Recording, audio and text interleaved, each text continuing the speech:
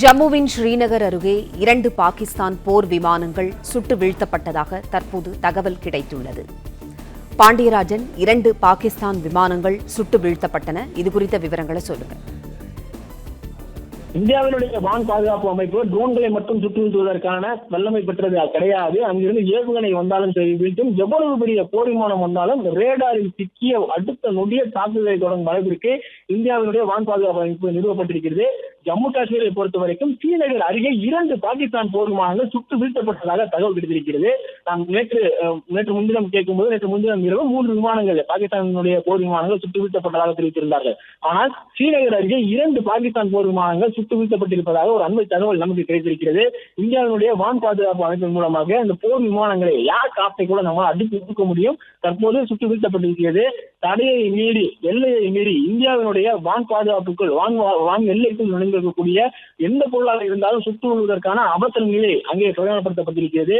எந்த பொருள் அங்கிருந்து வந்தாலும் அவற்றை கண்மூடித்தனமாக சுட்டு வீழ்த்துவதற்கு இந்திய வான் பாதுகாப்பு அமைப்பு தயார் நிலையில் இருக்கிறது. அங்கிருந்து பறவைகள் வந்தால் கூட அவற்றை ரேடாரின் மூலமாகவோ அல்லது அவருக்கான சமிகைகள் மூலமாக கண்டுபிடிக்கக்கூடிய அளவிற்கு நம்முடைய டெக்னாலஜி வளர்ந்திருப்பதாக தெரிவிக்கிறார்கள். இந்தியா மீது தாக்குதல் நடத்தும் என்ற பாகிஸ்தான் போர் விமானங்கள் இன்று 3வது நாள் காலை வான் பரப்பிற்குள் நுழைந்திருக்கிறது. அவை இரண்டுமே ஜம்மு காஷ்மீர் அருகே ஸ்ரீநகர் பகுதிகளில் 2 போர் விமானங்கள் சுட்டு வீழ்த்தப்பட்டிருப்பதாக ஒரு தகவல் என்பது நமக்கு அண்மை தகவலாக கிடைத்திருக்கிறது.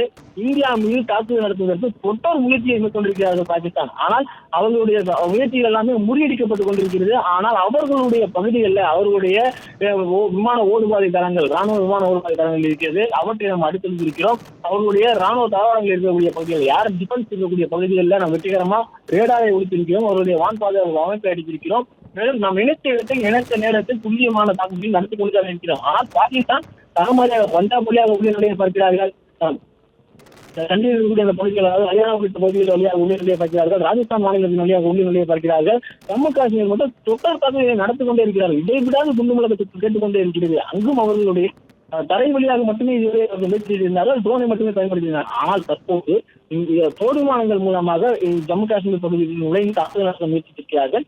பாகிஸ்தானுடைய 2 போர் விமானங்கள் அங்கே சுட்டு வீழ்த்தப்பட்டிருப்பதாக ஒரு தகவல் கிடைத்திருக்கிறது.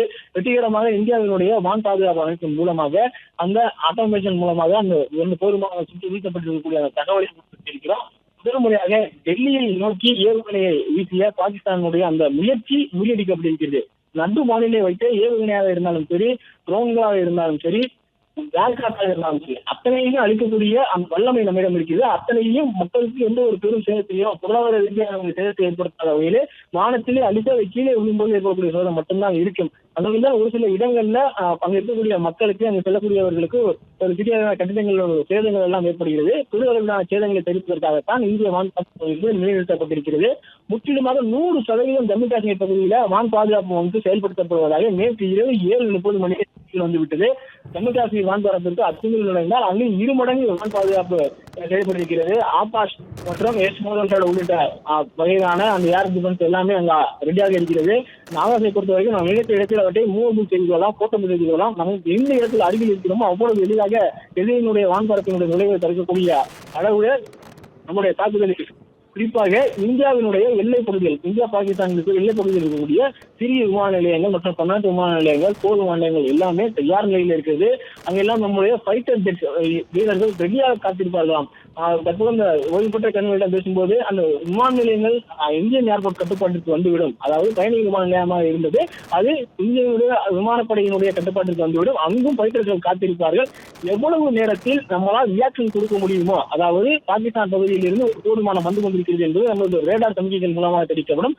அங்கு அவர் புறப்பட்டு விட்டார்கள் என்றால் சில நிமிடங்களில் அவர்களால் இந்தியா செய்ய முடியும், இந்தியாவிலிருந்து வான்காப்பில் நுழைய முடியும். அந்த ரேடார் சிக்னலை பெற்ற அடுத்த நிமிடத்திலேயே நம்மளுடைய ஃபைட்டர் ஜெட்ஸ் எல்லாம் வான் போறதுக்கு சென்றுவிடும். அங்கு ஒரு டாக் ஃபைட் என்று சொல்லக்கூடிய 2 போர் விமானங்களுக்கு இடையேயான சண்டைகள் நடக்கும்.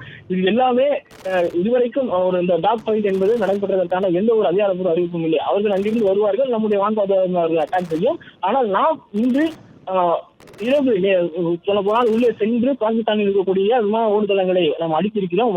அவருடைய ராணுவ விமான ஓடுதளங்கள், அவருடைய யாத்திரை பகுதி சேரக்கூடிய அந்த விமான ஓடுதளங்களை நாம் சேதப்படுத்தி இருக்கிறோம் என்ற தகவலை பாகிஸ்தானே ஒப்புக்கொண்டிருக்கிறது.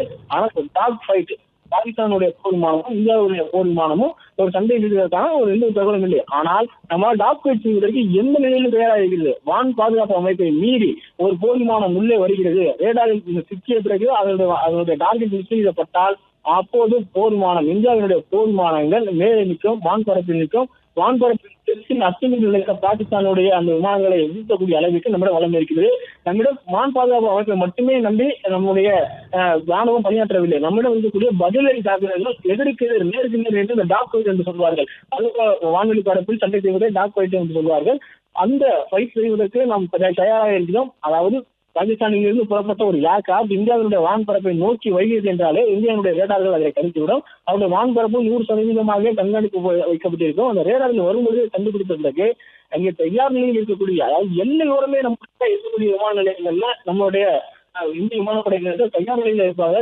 ஒன்று சைரன் ஒலிக்கும், அடுத்த நொடியே அவர்கள் அந்த விமானத்தை எடுத்துக்கொண்டு வான்பரப்பில் செல்லக்கூடிய பணிகள் இருப்பாங்க. சில நிமிடங்களுக்குள்ள அவங்க வான்பரப்பை அடைந்திருப்பார்கள். அங்கிருந்து வரக்கூடிய அந்த போர் விமானங்களுடைய தாக்குதலை வெற்றி முறியடித்து அவர்களை வீழ்த்துவார்கள். ஆனால் தற்போது இந்த ஸ்ரீநகர்ல பாகிஸ்தான் F-16 ரக அந்த போர் விமானத்தை அனுப்பியிருக்கிறார்கள். அந்த F-16 பொறுத்த வரைக்கும் ஏற்கனவே நேற்று முன்தினம் ஒரு விமானம் வீழ்த்தப்பட்டதாக தகவல் வெளியானது. ஆனால் ஜம்முவின் ஸ்ரீநகர் அருகே 2 பாகிஸ்தான் போர் விமானங்கள் சுட்டு வீழ்த்தப்பட்ட சொல்ல நிலையில அந்த விமானங்கள் F-16 ரக விமானங்கள் என்று சொல்லப்படுகிறது. F-16 ரக போர் விமானங்கள் என்பது அங்கு இருக்கக்கூடிய ஒரு நவீன போர் விமானம் பார்க்கப்படுகிறது. அதனால் சிறிய அளவிலான தாக்குதலை ஏற்படுத்தக்கூடிய அதில் இருக்கக்கூடிய ஏவுகணைகள் மூலமாக சிறிய அளவிலான தாக்குதலை நடத்த முடியும். ஆனால் தொடர்ச்சியாக பாகிஸ்தான் பதன்பூர் பகுதிகளில் தாக்குதல் முயற்சிக்கு வரார்கள், சண்டிகர் பகுதியில் தாக்குதல் முயற்சிக்கு வருகிறார்கள். ஜம்மு காஷ்மீரை பொறுத்த வரைக்கும் 3 பகுதிகளில் அக்னூர் உள்ளிட்ட பகுதிகளில் தொடர்ச்சியாக ஆத்மீறி செல்கிறார்கள், துப்பாக்கி நோக்கி செல்கிறார்கள், பீரங்கி நோக்கி செல்கிறார்கள், ஏவுகணை சிறிய அளவிலான ஏவுகணைகள் ட்ரோன்கள் மூலமாக இந்திய வான்பரப்பிற்குள்ளே வந்து கொண்டிருக்கிறார்கள். முதல் முறையாக ஜம்மு காஷ்மீர் பகுதியில் இருந்து ஒரு ஏர்கிராப்ட் சுட்டு வீழ்த்தியிருப்பதை நாம் பார்த்திருக்கிறோம். இந்தியாவினுடைய அந்த பதிலடி என்பது தற்போது வரைக்கும் வான் பாதுகாப்பு அமைப்பு மூலமாக வான்வெளியை தவிர்க்கிறது.